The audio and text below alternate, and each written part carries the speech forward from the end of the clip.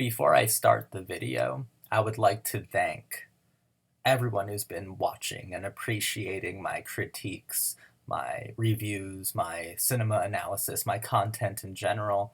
I'd just like to thank you.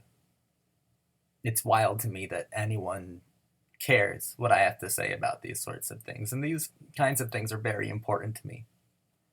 So I just wanted to start by saying thank you. And today we're going to be talking about Scream 4, 2011.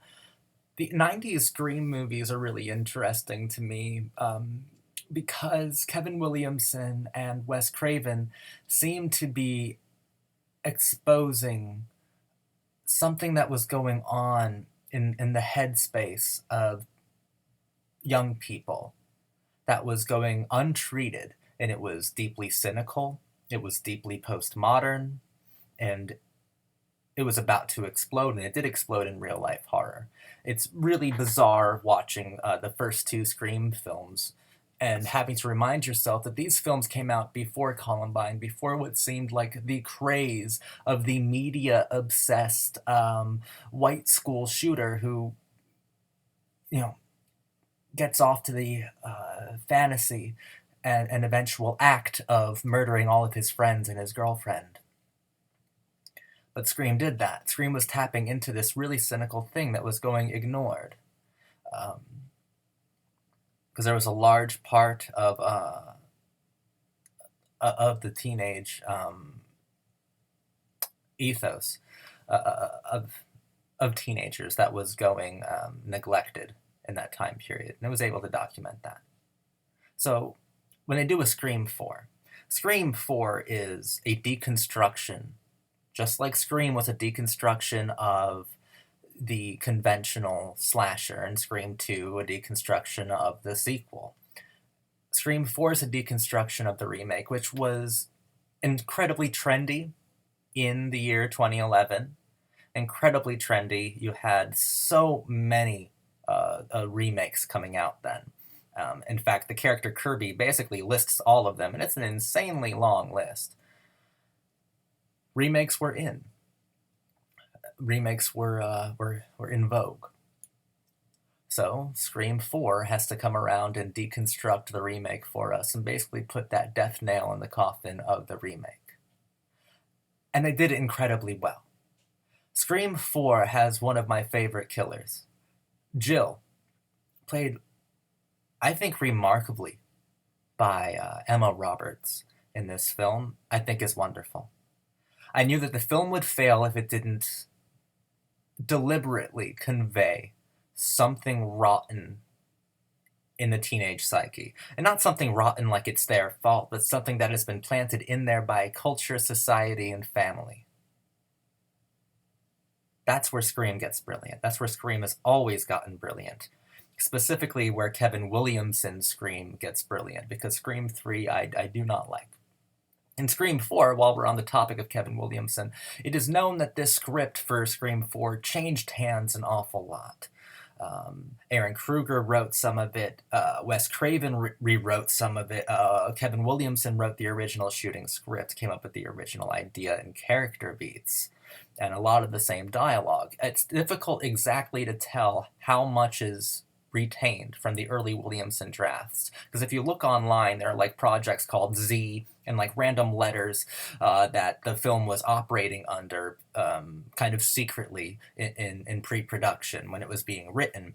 Even the earliest draft you can find online that claims to be the original Williamson script is not pure Williamson. It does have ghostwriters on it as well. And Kevin Williamson's original script is basically lost to time.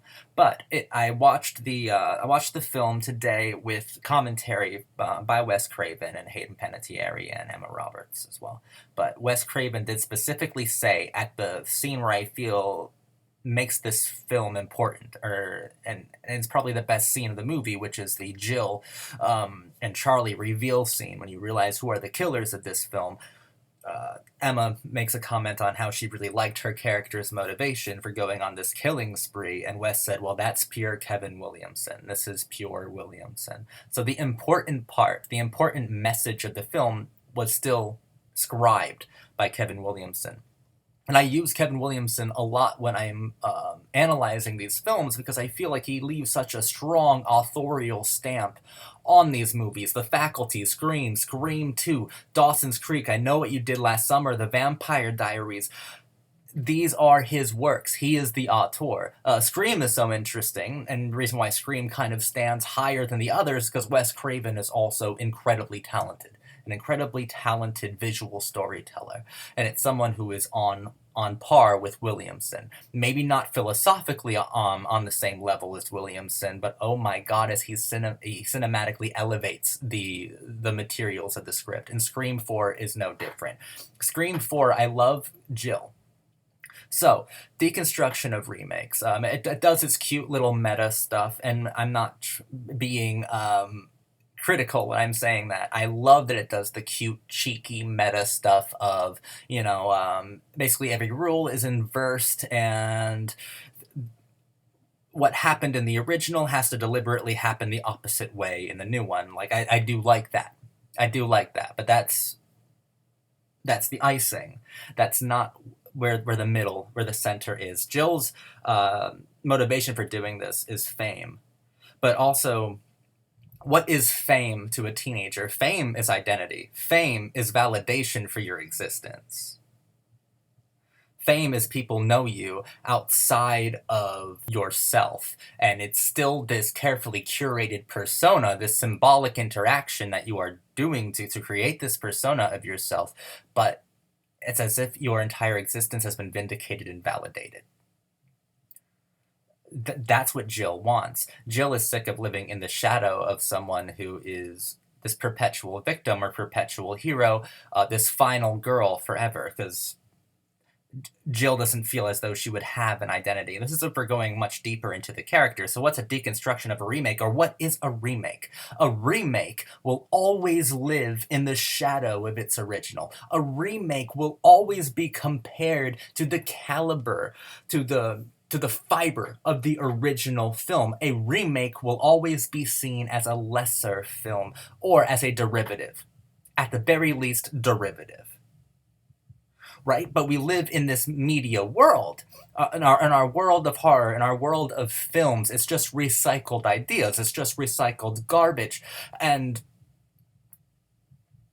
if, as Williamson has posited so many times over, teenagers are largely the way that they are because in a truly postmodern evolution, they have become cinematic. Their lives have become cinematic. Life imitating art, imitating life. Their lives have become cinematic.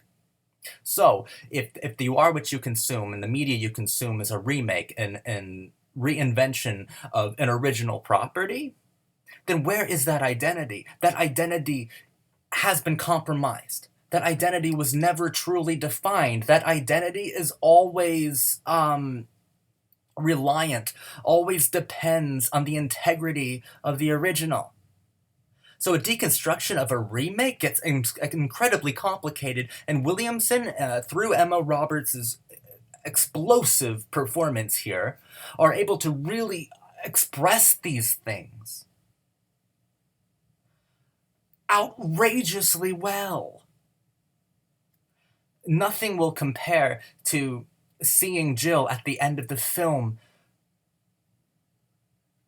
carefully cultivating this beautiful cinematic scene, running into the wall, holding the knife so she can stab herself in the arm, running headfirst into a fucking painting, into a fucking framed painting, jumping back on this glass table and just scratching her face. It is perfect. The conviction within the performance of that scene, because it is for the sake of identity. It is for the transcendence of identity, where you will become more than the original, where you will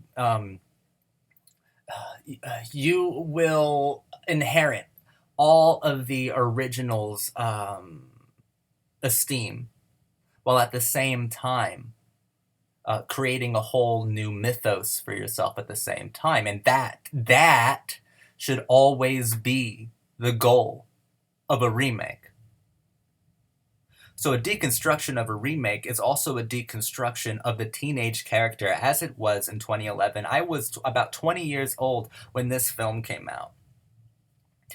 I grew up with the original Scream movies, but I was a child. I was very young when they came out. I loved them to death, but I was still very young. This is the first and only Scream film, probably, that will ever have been marketed to me and spoke to my issues and my woes and my philosophy, and it nailed it completely. It nailed it completely because you have that, even the surface motivation is beautiful. I want fame. That's wonderful because, I mean, we do live in a highly narcissistic generation. We're possibly the most narcissistic generation when you look at who our leaders were and who our most successful celebrities were, most visible ones at the time. We are an incredibly narcissistic generation, and we live in a society that rewards narcissistic behavior and possibly sociopathic behavior as well.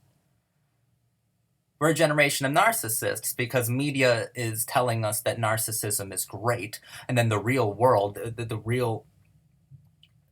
then economy rewards that kind of narcissistic behavior because it's a projected virtue that wouldn't have been seen as a virtue had it not been normalized within so many films.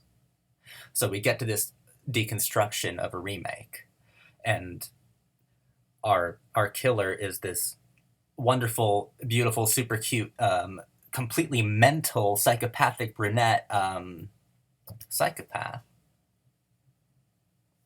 who is trying to find identity. Because that's really what narcissism is. Narcissism is largely a defense mechanism for a complete lack of self. But still, with the deconstruction of a remake, it gets so fascinating because growing up in 2011, it's like you didn't have much of an identity. You were what people said you were. You were what the internet saw you as. You were your mother's daughter, your father's son, or someone's brother. You were someone's ex. You weren't exactly you unless you had a name outside of yourself, outside of the basic things you can use to define who you are. You have to remake yourself. In this new age, in this new narcissistic age, you have to remake yourself. And this is something that is going incredibly untreated. You will see articles every so often about the narcissism and isolation that young people had faced. You saw those articles a lot in the early 2010s, late 2000s, of the isolation and the narcissism that was rampant with young people.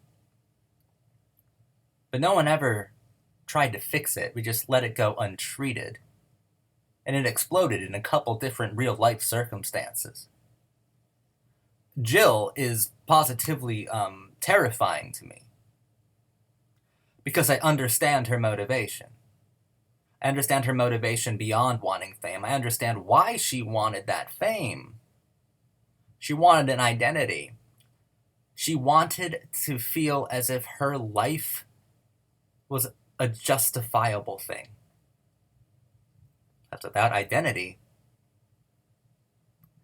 How do you even describe a life that was lived? You can't. And in our new age, identity is defined through narcissistic and psychopathic behaviors. And Scream 4 is excellent.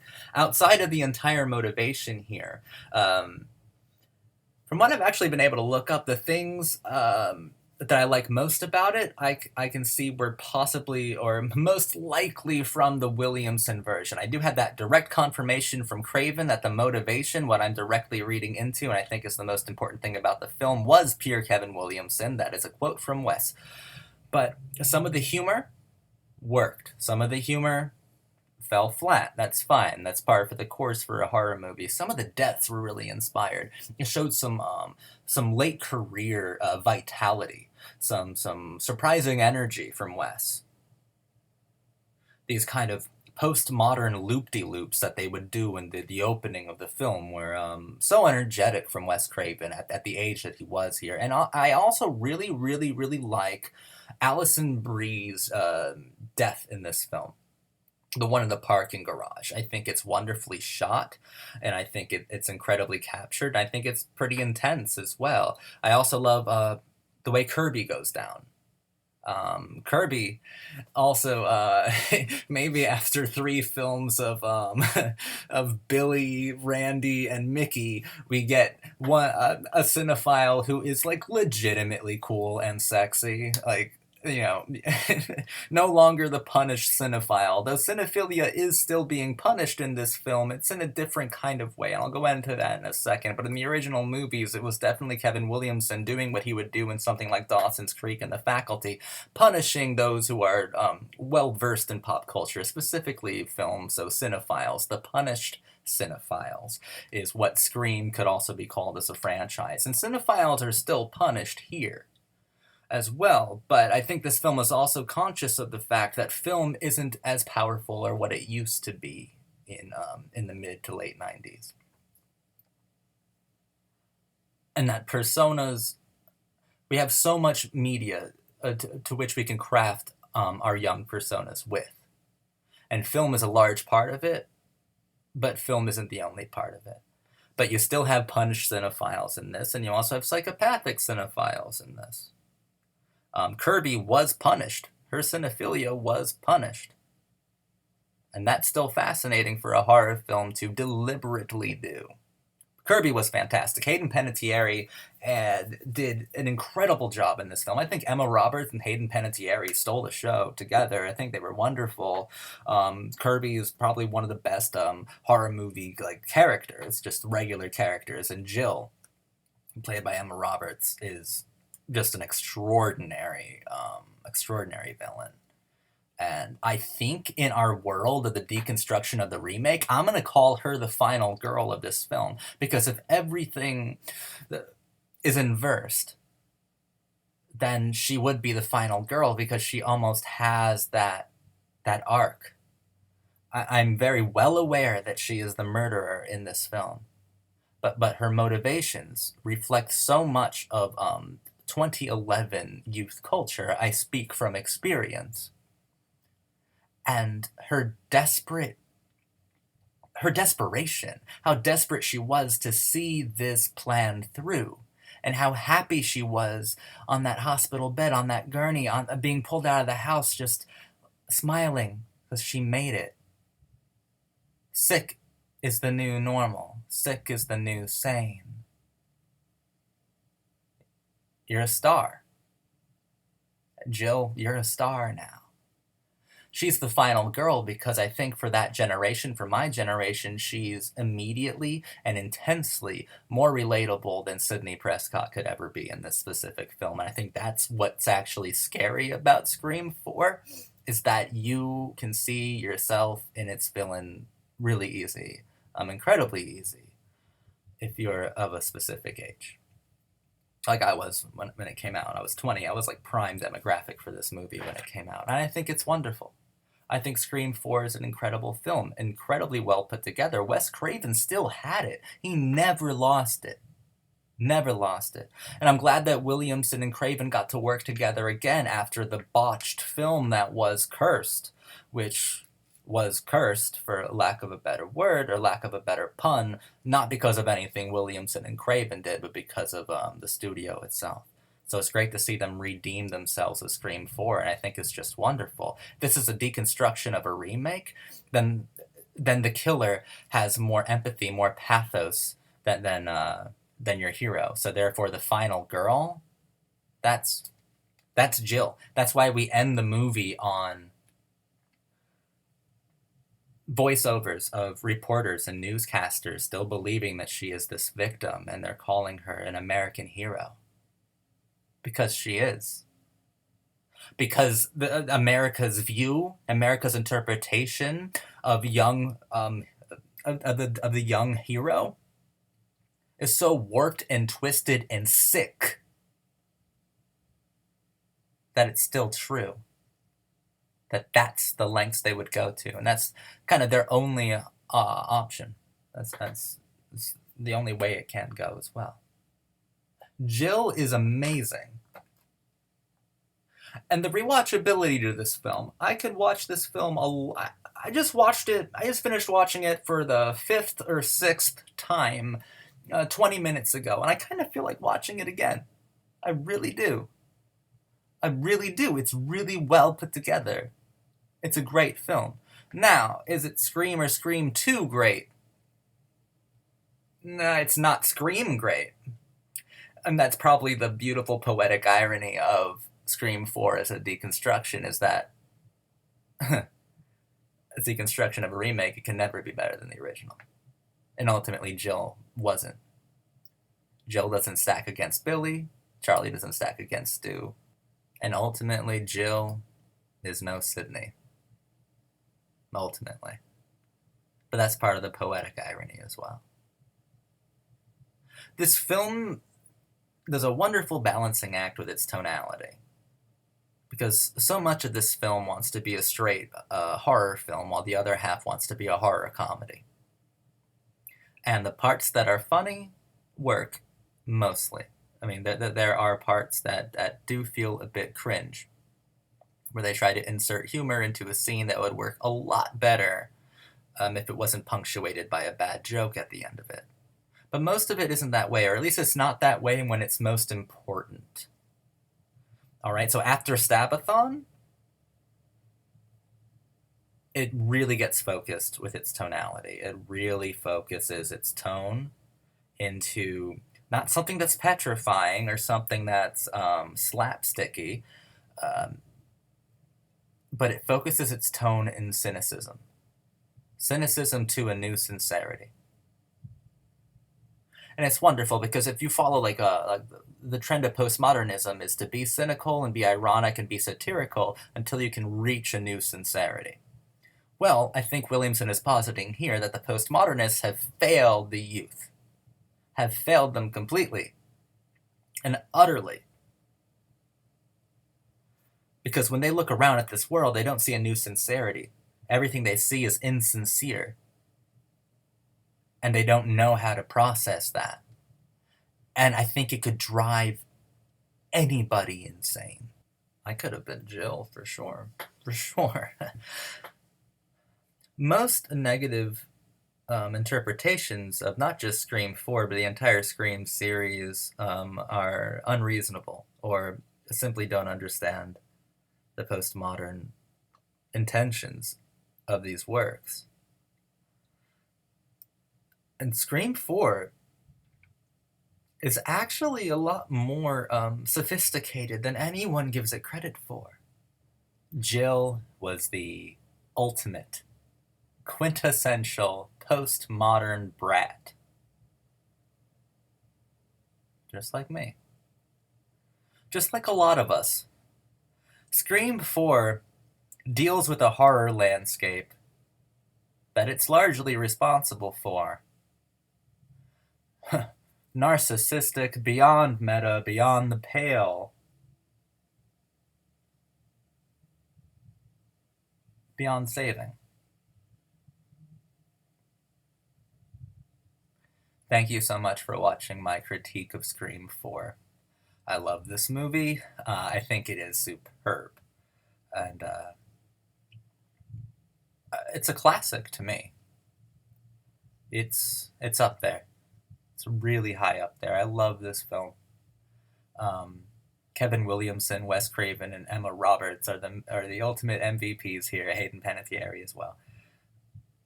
Extraordinary job. Extraordinary job. I love this movie. For all my postmodern brats out there, thanks for tuning in for another video.